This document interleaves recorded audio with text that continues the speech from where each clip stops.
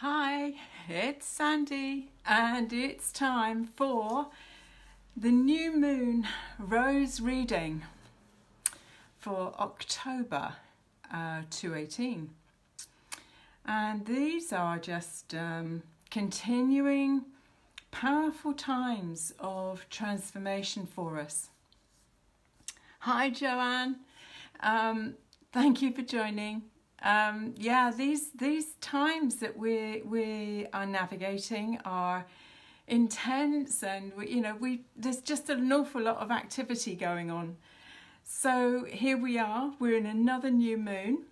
It's a new moon in Libra at 16 degrees of Libra. Hi, Renee.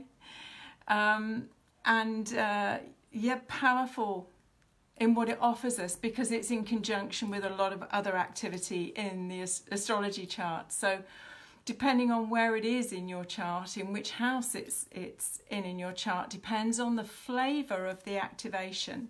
Hi, Sass. So this really is the calling of the sense to find inner balance. The sign of Libra is all about the balance in our lives. How do we navigate our ways of being and doing, of how we manage our energy? This calling of Libra, and particularly in this moon, is so much about relationships. And of course, we know that our relationships out in the world start from this place of relationship within self. So this is my sense of what this particular new moon is really offering us and calling us to be able to be really present to what is still coming up for us as opportunities in our mirror of seeing what's presenting itself in the external world for us to look at, to review. And of course, many of you know that I am actually in the process of preparing to move to the cottage in the forest. And so there has been a lot of refinement that's been going on around how things move forward, how where there's glitches, where there are places that are calling me to dive deep within myself, to clear the pathway, to clear the energies, to enable this move for me to manifest easily. I mean, it's incredible to think that actually when we come to do the new moon rose reading for November, I, all things being well, will be in a different location, in a different rosy temple, different energy space. So, this new moon is also opening us up opening up the doors to the Hindu festival of Navaratri, which is the nine nights of the goddess. So again, we can see another flavour of what this new moon is offering us in its reflection of these different faces of the goddess. And of course, Venus is retrograde. So Venus is now taking this dive deep from Scorpio, of 10 degrees of Scorpio, back into Libra. She's doing 40 days of this journey back, well, actually into the underworld, when Venus is no longer seen as the evening star in the sky. And so for 40 days, she is diving deep within the dark waters in order to emerge once again as the morning star, as this refined light. Now, what is really interesting around this journey of Venus, and it's a pattern that I've charted over many years now, because Venus has got a strong connection to the rose. As many of you that have done the rose journey with me or have been to any of the classes will know that this geometry, the sacred geometry that's embedded within the rose, has a direct connection to the pentagram, which is often seen as the geometry of Venus, but also Venus in her dance in the heavens creates something called a Rosabella, and she takes 8 years to do that transit. So there are 5 points at which she creates this beautiful geometry, this Rosabella. So what is fascinating with Venus is that there are only 5 signs that she ever retrogrades in. And here we are, she's retrograding, and she is calling us to dive back in again and look at where we were and what was happening in our lives 8 years ago. So we're 218 now. Where were you and what were you doing? What was happening in your life in 2010? And then take it back again to 2002. Take it back again to 1996. Because she will be retrograding in the same area in your chart. So see where the significance is. See where the threads link through that can give you some flavour of what this particular retrograde is about for you. For me, there have been really significant pieces around my work and my expression in the world. Very definite points where new aspects of my expression have come forward, and I'm really aware that by this move that I'm making, there is an initiation process that is going on, but there is also another aspect of my work that is calling for my presence and to be birthed in that move. So yeah, have a reflect, see what this might be for you, what the message might be of the commonality of these 8-year cycles, because it's really fascinating and it can give us such an interesting view of the personal aspect of this journey. Hi Dawn, I can see there's several people that have joined in now onto the live stream. So, shall we have a look and see what the roses might have to offer us for this particular part of our journey? So, are you drawn to rose card 1? Are you drawn to rose card 2? Or are you drawn to rose card 3? Of course, we know that all 3 of them will probably have some flavour of a message for us as a group, but there may be one that has a sense of a very specific message for you at this time. So if you were drawn to rose card 1, she is the Earth Star. Now, she's not in the main deck. She's not in the main Oracle deck. She is one of the cosmic roses that you can now actually order on my website. These are the cosmic roses that create a geometry that is outside of the parameters of the main deck. And this, for me, this rose actually is one of the ones that called me when I went to Sedona a few years back now. And I'd gone with some friends from New Jersey. In fact, Renee is on the call. She was one of the ones that was on the trip, on the adventure in Sedona. along with Lisa Nixon and Donna Hoagland. And we had a really amazing time in Sedona. But we went into a shopping mall in the centre of Sedona, and I'd left my big camera in the car, and just had an iPad and my phone with me, not expecting to be greeted by this rose garden with the most amazing statues of the Divine Feminine in all of her different forms. But this rose in the middle of a bed winked at me and said, no, photograph me, you've got to photograph me.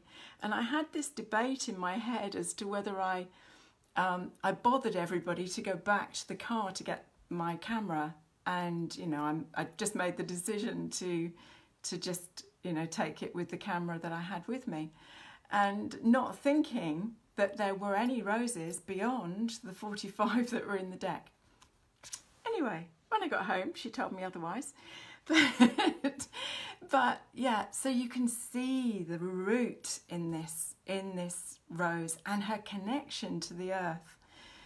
And what I found was, what I found in Sedona, which was really fascinating, was that everybody said, the vortexes in Sedona are very polarized. They're, masculine, feminine vortexes. And I actually found from the time I entered what really felt like a sacred temple. It was a sacred temple space where actually the masculine, feminine energies felt unified for me. They felt like they were holding Christ consciousness. There was this sacred weave of the two energies. It felt to me on in every area that I went in Sedona. It was the most beautiful experience, powerful, powerful trip. And this rose, when I got back, she said, no, you need to use me. And I am here to be that anchor point. When we go down from the base chakra and the sacral chakra, and we take that energy line back down the body, down through base, second chakra, and down into the earth, the place that holds our energy and the coding of our journey here on the earth, this lifetime, it's held in the Earth Star. And she forms the base part of a geometry called the Vesica Pisces, and the Soul Star holds the top point. So this is that sacred sort of almond shape that's created in the two overlapping circles. It's a divine portal. So she holds the base plate, the Soul Star, which is just above your head where your fingertips would touch, that holds the top. So the Earth Star for me is about 3 feet or a meter below the soles of our feet. And when we connect down through, and we connect down through into the Earth Star, there is an amazing sense of our connection into the earth grids that run all around the earth. And when our soul story, our journey on this in this lifetime is in correct alignment with the energy grids of the earth that we happen to be stood on, there is a real sense of the energy field docking and a sense of coming home. It's like the energy field is able to unpack and come to a deep, deep rest in the energy of Gaia. So she is a beautiful, beautiful ally to work with. And as I say, you can get her, you can buy the other extra 4. They're available actually on the website in the shop. And they're known as the Cosmic Roses, and there is a PDF that automatically downloads to you. Yeah, she's just a real beauty to work with. So there's this extension of the way that the roses work and what they've come to hold us, how they've come to hold us, and what they've come to share extends once we anchor with the Soul Star and the Earth Star. And beyond that, we go on up again to the Stellar Gateway and down again to the Gaia Gateway. So there is a continuum of the light from the Grand Central Sun or Source, God, whatever terminology you want to use, that brings the energy down through the the Stellar Gateway, down to the Soul Star, down into the crown, through the chakra system, energy systems of the body, down into the Earth Star, the Gaia Gateway, and down into the iron crystal at the core of Mother Earth. And this is where we've come to really align ourselves. And say, she holds the coding of the absolute gnosis, the deep knowing within us that we are absolutely aligned energetically with either the template and the temple space that we're living in, or the earth temple space that we are choosing as our place of living. And this I found really curious, because there's obviously a lot of people that are moving. It's like, for me, many of you know, I came back in, I was called back into this house that I left 12 years ago to go out on a journey with a beloved, and that journey came to a close, but it was like I had to come back in here to complete the circuit. And from here I'm able to move to a place that is more aligned with, and more congruent with my energy and my calling at this time. And this is all we can trust. Many of us have felt like blooming nomads, you know, that we've had to keep moving to do our work, our inner work, our earth service work. But inevitably the journey is home. The journey is home to ourselves, because that is absolutely the only place to go. So, you know, she's a huge reminder to anchor and bring our energy present time, anchor into the Earth Star and connect into the Earth grids, so that we know that we are connected and rooted, and we can bring these high frequency energies in and ground them, you know, to bring heaven on earth, and through the heart field then share the wisdom and the connection in that perfect alignment. And of course, what's happening as we activate this for more and more, what's, you know, that layers of the onion, you know, we're shedding and shedding these different layers, but still we find ourselves in places, having conversations with people or experiences that actually activate and push to the surface the next level of our story or our wound pattern that's still seeking to be resolved, so that the heart, which ultimately is Nautilus geometry, it's golden mean, it's this ratio of 1 to 1.61803, and it's what allows our hearts to expand exponentially and compress exponentially. The more we clear our stories, the more we clear any trauma on our heart field, the easier it is for that movement and that alignment and that aliveness. And what that does is it then lights the heart flame. And the brighter the heart flame, the more we're able to light the heart flames of others just by our presence. So the inner work is the only place we have to focus, the only place we have to go. And to have this alignment is the work. So thank you for all the hearts that are just sort of dancing up through on my phone. It's really delicious. Thank you. So, Rose card 2. If you were drawn to Rose card 2 today, She is Rose Bagua 9. Now, Rose Bagua 9, traditionally in the Bagua, i.e. the Bagua is a feng shui term.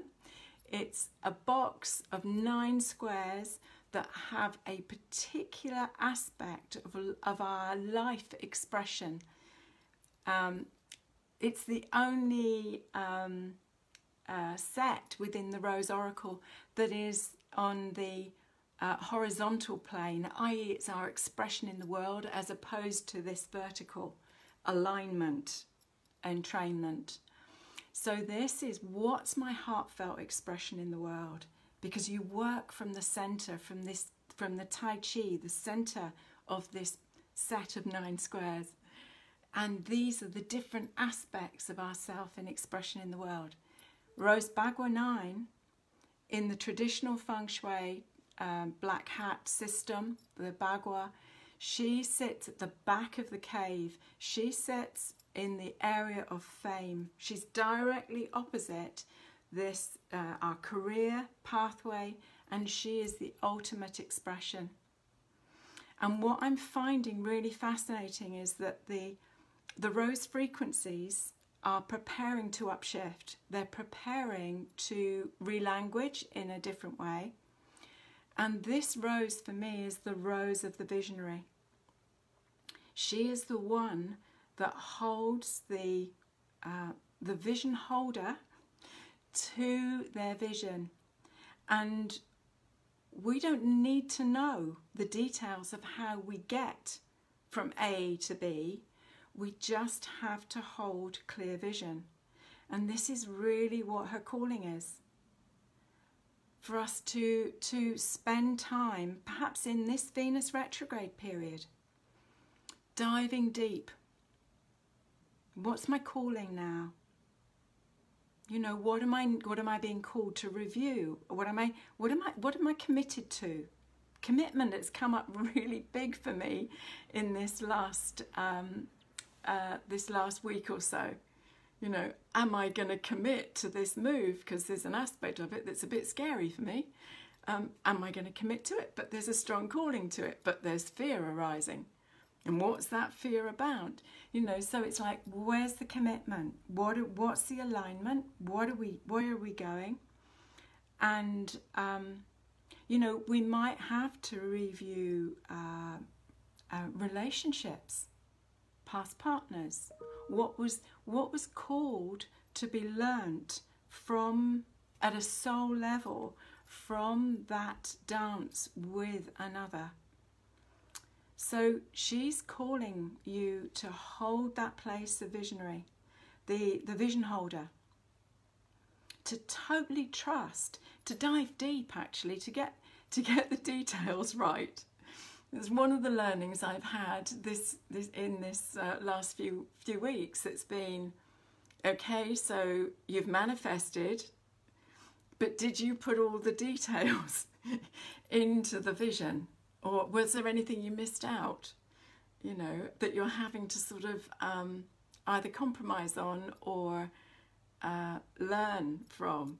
So in your pathway as vision holder, you know, look at all of the different aspects of the vision, you know, how it's going to feel, what what it's going to, what that brings within you, what expansion that brings within you, how, yeah, all the little things around the vision that you can clarify, because that helps with the manifestation, and it helps you to then step away and have clear vision as to what you're stepping to.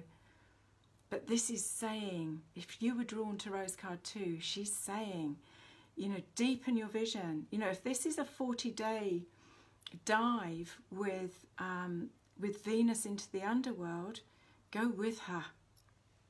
Take that dive. Find the pearl. Yeah. So, Rose Card 2, Rose Bagua 9. And if you were drawn to Rose Card 3, She is Master Rose 3. And she is the rose of the divine feminine. Now, I find this really fascinating that she's come up.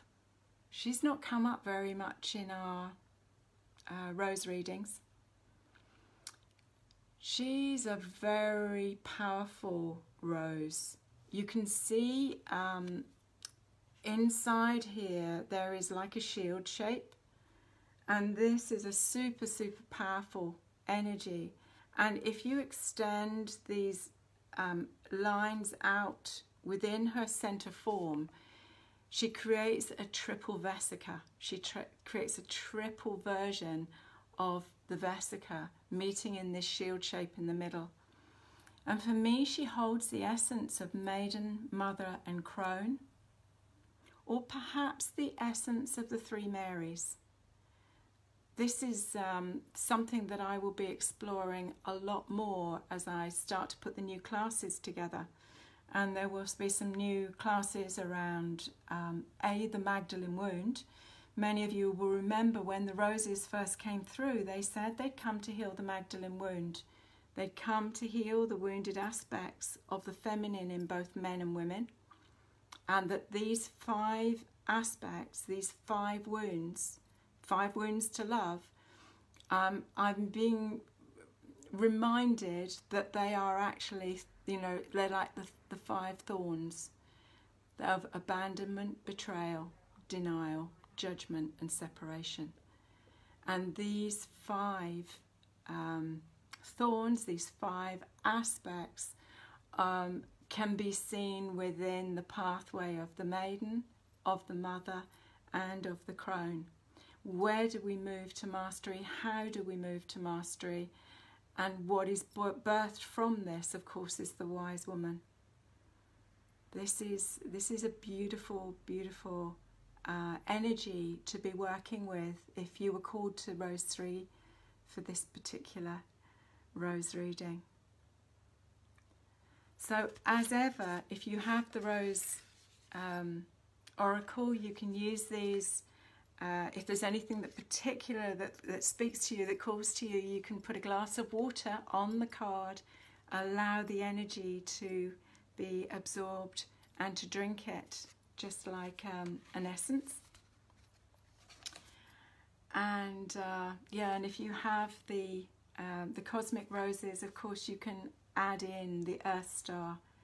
Beautiful, beautiful grounding rose to work with any project, any planning for travel. And the more I'm working with the space alchemy on a new level, the consultations, the space alchemy consultations that I've been doing just of recent times in this way, activating the Earth Star of the house is a really stunning process. It's creating a whole different energy around the sense of the temple or the template that we live in. So here we are. Here's our 3 roses for the new moon. This place of the Earth Star, the grounding, the trusting that we are in the right place at the right time, and allowing our energy to flow and connect with Gaia, connect in with the earth grids, and for us to be beautifully held by the Earth Star. You can see, I mean, she sits a little bit like a cup. Yeah, interesting actually. So does this one. So does Rose Bagua 9. This is a cup. This is a holding energy. And this one, you know, and in fact, if this one, she's almost like she's pregnant and she's ready to birth. And of course, there's so much going on at the moment around, you know, in our external world about the power of the feminine, about the honouring of women, but also the honouring of Mother Earth. So we are, we're in powerful times, and the more we're able to do our work, the more that we are powerful way showers and holders for that frequency to emerge in its beauty, for it to blossom actually throughout the world. So, and I was also reminded when I was tuning into the roses for this reading that it was the Dalai Lama that said the world would be saved by Western women, and I see that more as a template of the feminine that is emerging as a powerful voice in both men and women, but in the places where there is a degree of freedom. So here they are, the three roses. The Rose Alchemy, the Violet Aura Gold Bowl wanted to come and play us out. What else have I got to say? What else have I got to share? I am putting a free webinar together. There'll be two actually. The first one will be while I'm still here in the Rosy temple, and the second one will be when I'm in the New Forest, the new temple space in the New Forest, from the 1st of November, and that will lead into a series of workshops that I'm going to be running in person, so that you can come and be in the amazing energies of the New Forest, or you can join the program anywhere in the world. So yeah, I'm sorry, I've seen loads of messages go up, but unless I've got glasses on, I can't see them. Thank you, Lynn. Thank you so much. I really appreciate that. I hope you'll be able to join the online classes, because there's some really magical things that the roses are bringing forward for us now. Yeah, it's really exciting. So this is a Violet Aura Gold Alchemy Bowl, and she is a G plus 45. She doesn't, sorry, I'm going to have to check now. I don't want to give you wrong information. She is a G plus 45. Whatever it is, she is a magical, magical sound. So the rose energies from the reading are in the bowl, and just allow the sound to come to you and receive the blessing of the sound and the roses.